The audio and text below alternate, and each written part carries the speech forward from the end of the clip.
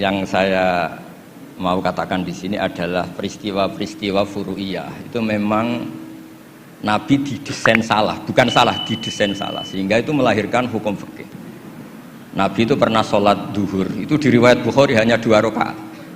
Setelah itu pulang sampai pintu gerbang mau sampai dalam, sahabat yang kayak kita-kita ini senangnya bukan main, karena ini revisi hukum dari 4 menjadi 2. Senangnya minta ampun itu. Yang kayak saya lah, termasuk jenengan semua.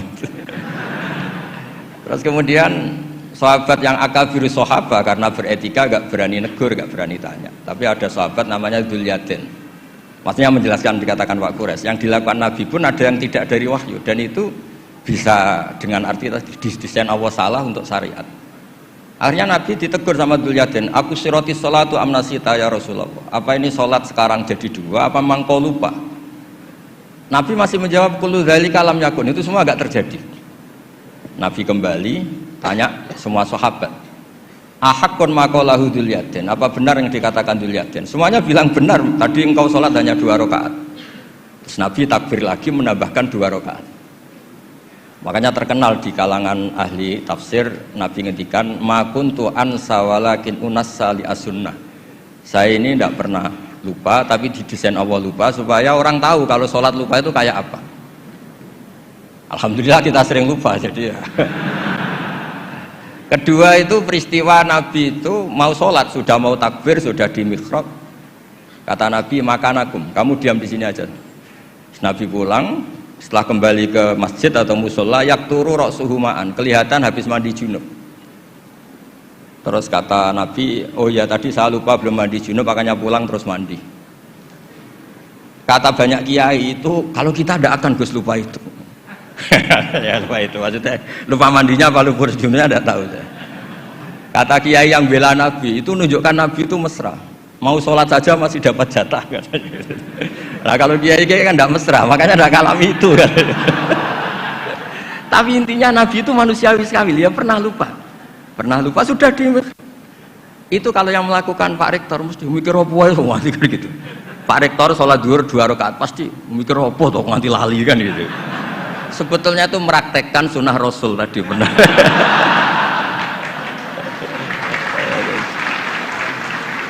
Tidak supaya nanti jenengan nggak salah paham yang dikatakan Pak Quraisy tadi. Memang ada peristiwa furu yang seperti itu. Yang terakhir saya beri contoh. Sholat qadha itu normalnya tidak wajib. Normalnya secara fikih tidak wajib karena timingnya waktunya sudah kelewat.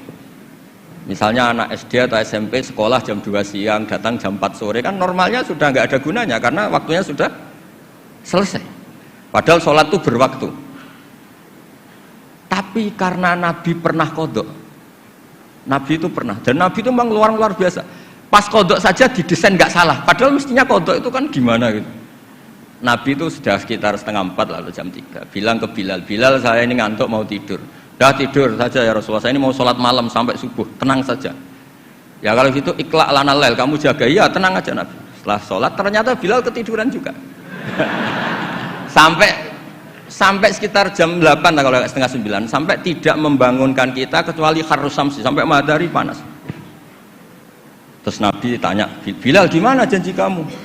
Katanya Bilal enak. Saya juga ngalami apa yang kau alami ya Rasulullah. Akhirnya terus Nabi nyuruh Bilal, nyuruh walhasil diadakan sholat jamaah.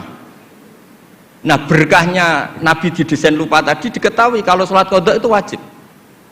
Andai kan tidak terjadi kesalahan itu, maka qadha itu tidak wajib karena momentumnya sudah kelewat. Jadi itu yang dengan arti itu tadi, ma kuntu ansa walakin unassa li as-sunnah. Saya ini tidak pernah lupa, tapi sering didesain Allah itu lupa. Supaya orang tahu kalau beribadah pas lupa atau ada kesalahan sosial apa, cara benahinya gimana. Terus yang kedua tentang tadi yang diceritakan Pak Quraisy belum dikasih nama iktifa kalau dalam bahasa Balaghah. Quran itu sering pakai bahasa yang iktifa. Iktifa itu menyebut satu karena yang lainnya sudah diketahui. Atau dinisbatkan pada lawan bicara. Misalnya gini, kalau polisi bilang itu dibunuh oleh orang yang nggak dikenal, dicuri oleh orang yang nggak dikenal. Nggak dikenal itu binisbat kepada siapa? Kepada yang punya rumah kan. Kalau yang nyuruh kan tahu, teman malingnya kan tahu. Sodako rahasia, bagi yang dikasih kan tahu. Bilang rahasia binisbat ke siapa? Nah begitu juga Quran sering cerita alladzina yu'minuna bil ghaibi. Semua orang Islam tuh iman sama Nabi Muhammad SAW. Itu tidak ghaib, Nabi musyahad, Nabi maujud musyahad. Tapi iktifa bil ghaibi wa bil musyahad. Orang yang enggak kelihatan saja iman, apalagi sama yang kelihatan. Jadi ada lagi wa huwallazi yabda'ul khalqa tsumma yu'idu wa huwa ahwanu alaih. Kalian semua tahu kan langit bumi yang menciptakan saya, maka setelah hancur saya juga menciptakan lagi. Dan itu lebih mudah kata Allah. Karena logika manusia adalah mengembalikan materi yang sudah ada lebih mudah ketimbang membuat dari awal. Jadi ada beberapa bahasa yang binisbat lil mukhatab. Sehingga bahasa Quran itu sering pakai misalnya nyun sewu wajadaha taghrub, matahari kamu lihat tenggelam. Allah tidak pernah cerita faidan asyamsu gharibah, matahari tenggelam. Enggak mungkin matahari yang al-jirmul akbar, fisik yang lebih besar tenggelam di bumi yang lebih kecil, enggak ada. Tapi fi nazaril aini, menurut pandangan mata, matahari sekarang sudah tenggelam di gunung itu. Wajadaha taghrub. Nah, di ayat-ayat seperti ini Quran sangat fasih sekali, misalnya ngendikan watarul jibala tahsabuha jamidata wa hiya tamurru marras sahab. Wajadaha taghrub. Jadi kita mengatakan matahari tenggelam itu binisbat dengan ukuran mata kita melihat matahari tenggelam. Tapi hakikatnya tidak mungkin matahari yang lebih besar ketimbang bumi kemudian tenggelam di bumi. Nah makanya aturan-aturan tafsir yang dikatakan Pak Quraisy itu pilihannya dua. Kamu pura-pura nggak tahu saja sehingga GR jadi ahli tafsir. Atau ahli tafsir tugas karena UI butuh pusat studi tafsir terus ada yang daftar terus masuk gitu saja. Itu nggak ada ukurannya pokoknya kroninya rektor masuk gitu. Kalau ukurannya dites ya mungkin yang lulus saya tok. Kalau dites itu yang lulus saya tok. Ya ini guyon tapi betulan katanya. Jadi apa ya gitu. Jadi memang nah yang tadi yang dikatakan Pak Quraisy memang benar, banyak lafadz tak yang lil wahdah bukan lil jinsi. Memang Baqarah itu lil wahdah bukan lil jinsi.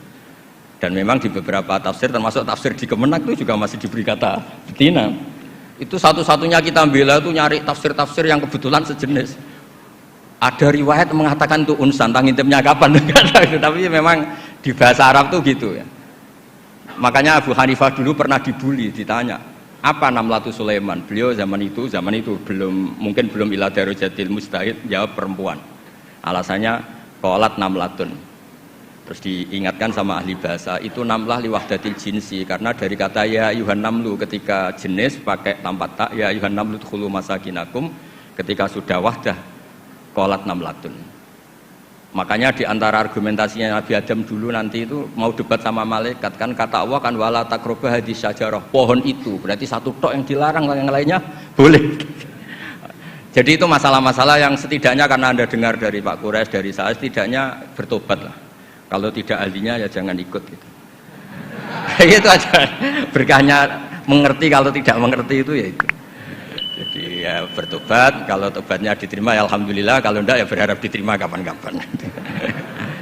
Nanti ini Pak Rektor biar ini di struktur UI itu atasan saya, tapi beliau sering ngaji sama saya, entah kuat yang mana, struktur guru sama supaya saling tawadhu itu karena kata Nabi, semua Nabi dikasih wahyu antawadhu hatta la yafkhara ahadun ala ahadin. Semuanya harus tawadhu sehingga tidak ada orang yang saling sombong. Enggak apa-apa, ada kalah, ada menang enggak apa-apa, malah bagus.